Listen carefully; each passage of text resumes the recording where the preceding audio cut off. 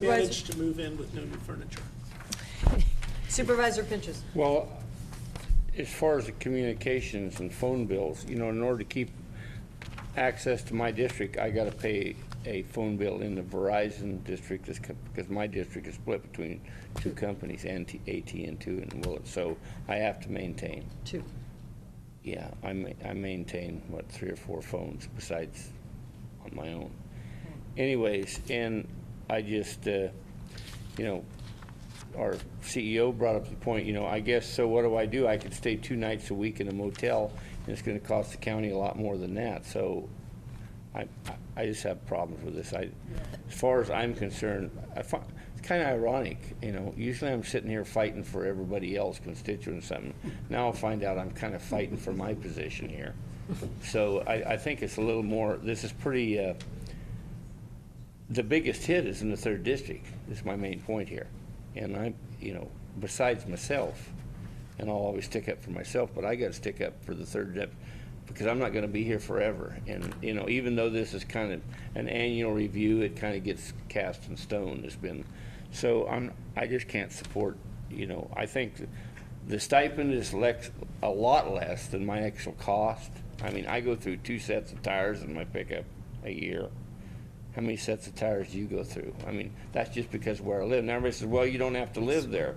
Well, it's a part of the 3rd district I live in. And so, anyways, in my gas bill, I can show you my gas bills. So, you know, it's a little more hit on the 3rd district than the other districts, so I can't support it. Okay, Supervisor Hamburg, did you have another comment? No. Okay, so Supervisor.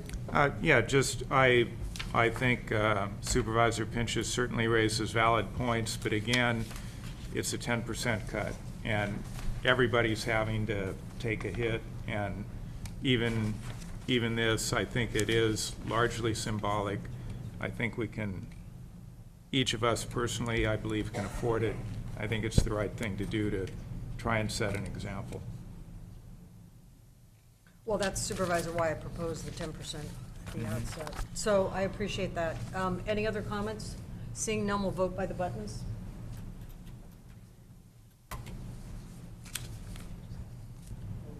Motion passes with Supervisor Pinches dissenting. Thank you. Okay, we still have item number 7 to return to.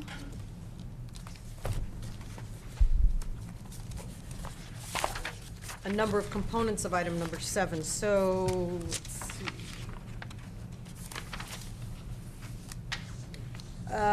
Item number 7 consists of supervisors' reports, a variety of them. Maybe if we took them all together, this would be assigned boards, councils and commissions and other meetings attended, standing committees, and any ad hoc committee reports, and any announcements by the chair.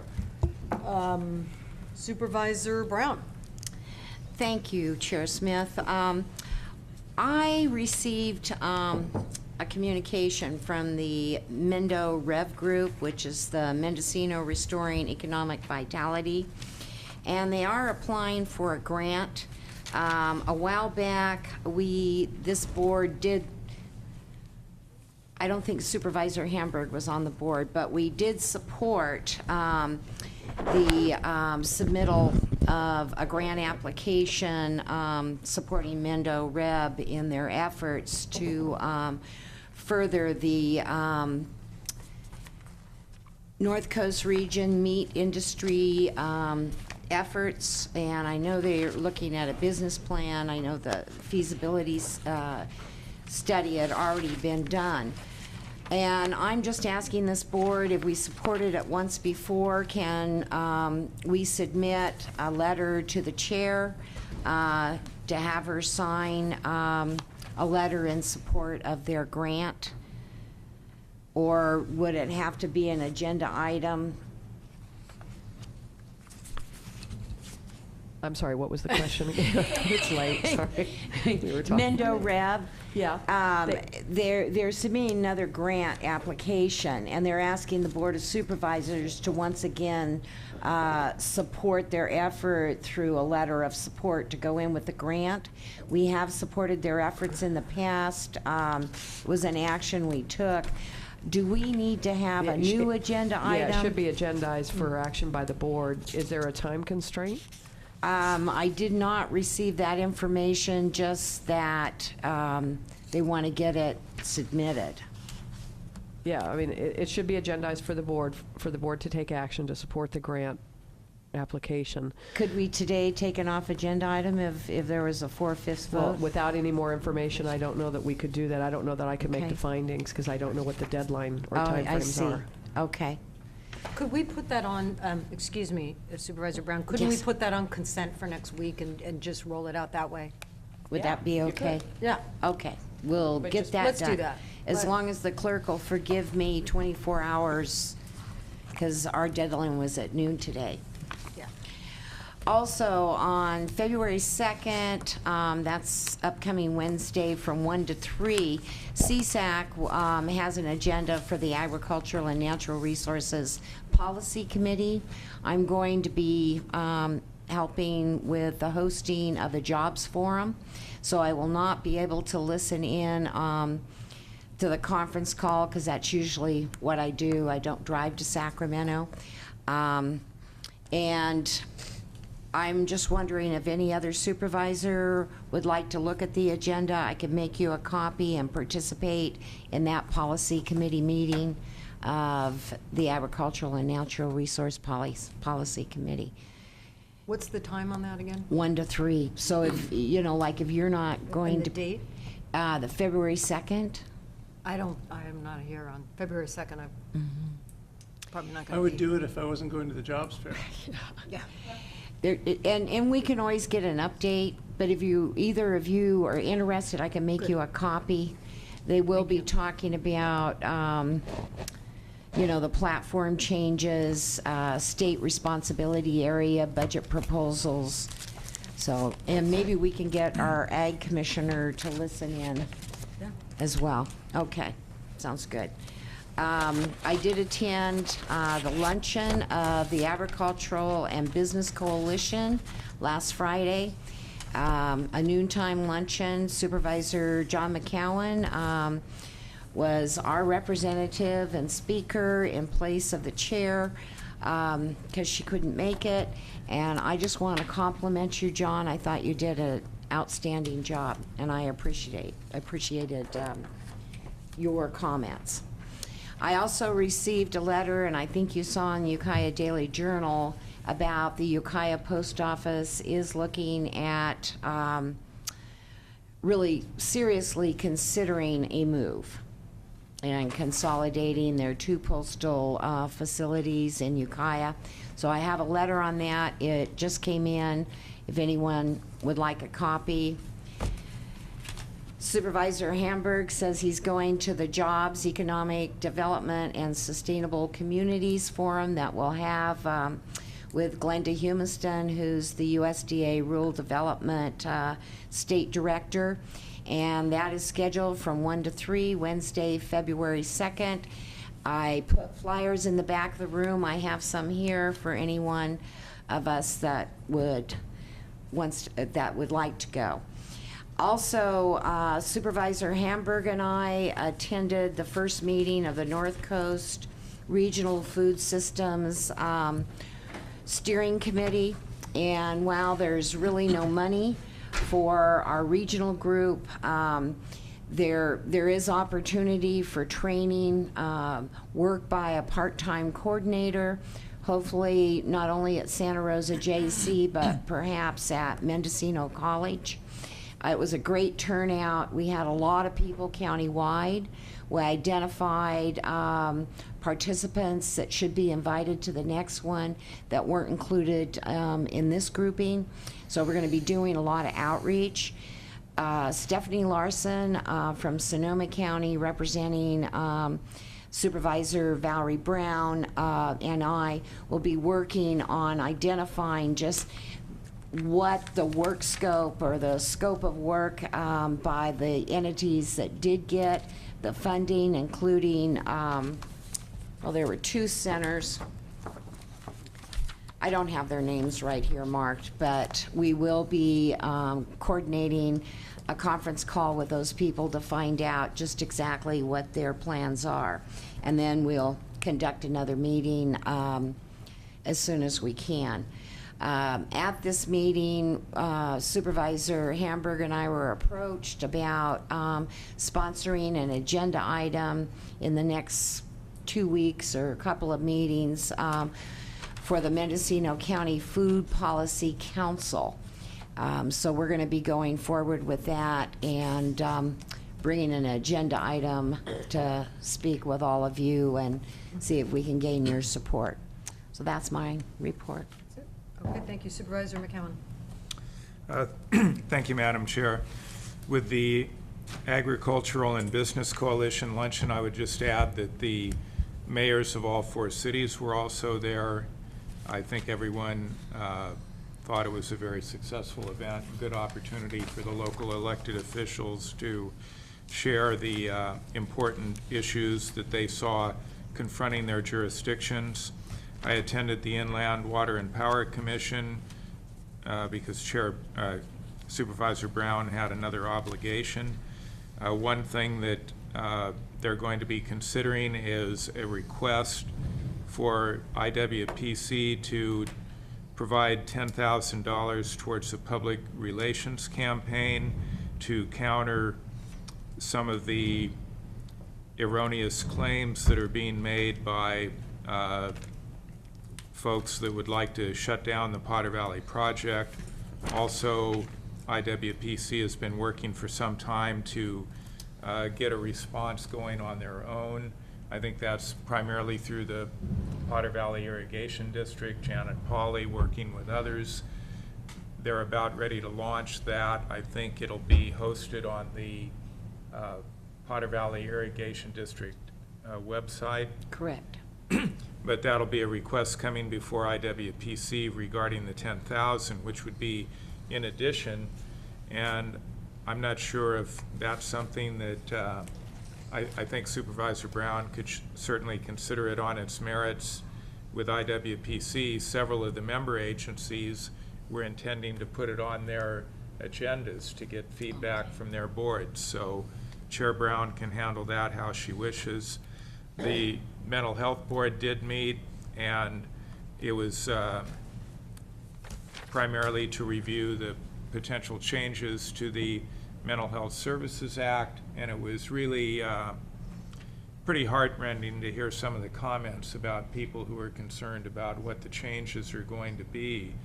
And there's a lot of uncertainty, there's a lot of apprehension about programs that are going to be cut, and yet we're in the position where we just don't have the resources to fund everything that we would like to fund. Also, the Local Agency Formation Commission, as reported previously, has accepted the proposal of the City of Ukiah for them to pay for a consultant to do the Ukiah-only MSR.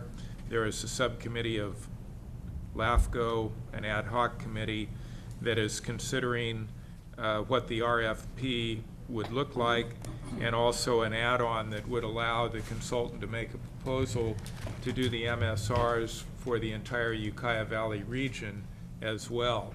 And if it's a reasonable proposal as to the cost, LAFCO would fund that portion of it. We might be able to get the entire MSRs done for the whole Ukiah Valley, which would be a big step forward for local planning and would also dovetail nicely with the Ukiah Valley Area Plan coming forward. Also, Supervisor Smith and I will be meeting with city and county staff and our colleagues from the city on the tax share ad hoc tomorrow. So hopefully we can get some forward momentum going on that issue. The Resource Advisory Committee also met and approved a number of projects for the Mendocino National Forest for habitat protection, enhancement, and also one project that will accomplish pre-commercial and commercial thinning and we'll actually have a few logs running down the road as a result of that. It's a bigger project, but we put in a portion of the RAC money towards that, and also made a $20,000 approval of a project to further assist in cleanup of marijuana grow sites on the National Forest. Does that conclude your report? Thank you. Okay, thank you. So I know it's late, but please bear with me. I have a stack of things that I need to get through, and I'll try to be as succinct as possible so we can conclude the meeting. I believe other board members, I received it as the chair, a notice from the Mendocino County Board of Education. They voted to reduce the size of the county board from 7 to 5 members, which eliminates effectively the at-large board seats, and that they will be seeking from the State Board of Education a waiver of the Education's code addressing this. And if they're granted, that would eliminate a necessary election on the elimination of these at-large seats. So that was just an announcement. I think it's good that the public is aware of that. The Local Government Commission sent me, as the representative for the county, an email that talks about the Department of Interior seeking grant applications for Water Smart grants, and this could be of use to our water entities within the county. Eligible are water delivery systems, so any of our small water districts, and there is a cost share involved, but it has to do with the conservation of water, more efficient use of water, the increase of use of renewable energy, protected and endangered and threatened species, so it has to do with the salmonid habitat, and so forth. So that information is available for anyone that is interested in that. Not having a water agency. I will give you this. Oh, okay. There's a copy for Supervisor Brown. Also, there is a webinar coming up in February, again from the Local Government Commission through the Statewide Energy Efficiency Collaborative, hosting this webinar to help local governments understand current opportunities available through the Energy Upgrade California. It's an alliance of the various utilities and including publicly owned utilities. And it's a series that is, I believe, free of charge for us as members. So if anyone's interested in that, I have that available. The reason I was not at the ABC forum on Friday is that I was asked to testify at the Joint Committee on Fisheries and Aquaculture for the State Senate and Assembly. I was asked by Assembly Member Chesbro to represent Mendocino County. There was also a representative from Del Norte and Humboldt as well. In addition to all of the other stakeholder groups, it was a full-day presentation. The tribes were well represented. And I think overall, there was some good commentary then. We had some minority viewpoints from Mendocino County in particular that were voiced there, and I think that was useful. And I think Assemblymember Chesbro said that he appreciated hearing the minority viewpoints. But overall, I think there was wide support for the unified array, and that message was carried very clearly to our representatives and their staff. And this will be going to the Department of Fish and Game, the Fish and Game Commission, on February 2nd. Moving on to the Retirement Board. The Retirement Board had 2 meetings, which is very unusual, 2 meetings back-to-back last week. The first was the regularly scheduled meeting. We heard from Buck Consultants, received the actuarial valuation that the CEO referenced. The board did take the action of accepting the report, but we did not recommend, we did not vote on accepting the specific numbers in the report until we have a follow-up from our other consultants that are out there doing another audit, and until that is in, we didn't want to take action on those numbers as a final product. Then that will come to this body, I believe, in March or April. It will come here for our consideration. We also adopted an error correction policy. This was a second review direction of the board to Mr. Anderson to bring us a completed document. There was a little discussion, but it's about getting any errors corrected in a timely fashion, both those that are necessary for the benefit of the retiree and those that are necessary benefiting the Retirement Association. So that policy was adopted. I think that's the main news out of that meeting. Our second meeting was focusing on our Callan and Associates, our financial managers. We talked about the domestic equity managers and considered possible action on who we would move forward with. The board did make a decision on that. We also talked about up-and-coming action on the international equity managers. So that's, in fact, no, I think I have that in reverse. I think we took action on the international equity managers, so that is, and I have all the information. If any board member wants all of the information discussed, the proposals, I certainly can provide that to you. The second item that really took up the afternoon, the majority of the time, was discussion on the pension automation system and a technology roadmap. We've had a committee in place for over 2 years that's been reviewing that, and they brought us a comprehensive report. The Linea Solutions representative that was there, he went over the executive summary. The board received a full copy of the report, and I certainly can share that with board members as well if you'd like a complete copy. And after lengthy discussion, we did decide to move forward with the recommended action, which would span 2 fiscal years, and we move forward with the basic recommended automation system that was brought to us, and authorized staff to work with Linea Solutions on a sole source contract, bringing back the specifics for board review and acceptance. And that was a lengthy discussion, a number of issues relative to the financial cost. But again, this has been something that's been under consideration by the board for the full time I've been there, and under serious consideration the last 2 years, and the board did take action on that. And again, I have the full information packet if you would like to see it. And